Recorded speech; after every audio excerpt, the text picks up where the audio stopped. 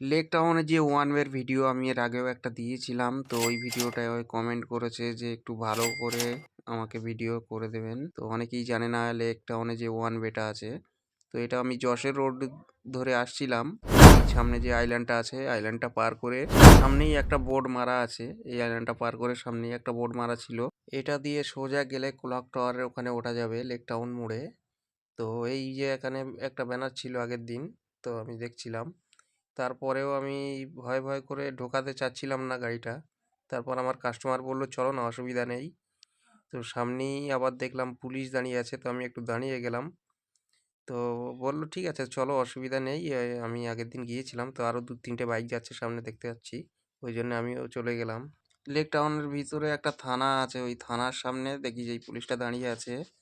আর ওই থানাটা পার করে কিছুটা গিয়েই প্রথম যে বাঁদিকের টানটা ওইখান থেকেই ঘুরিয়ে দিচ্ছে সব গাড়ি।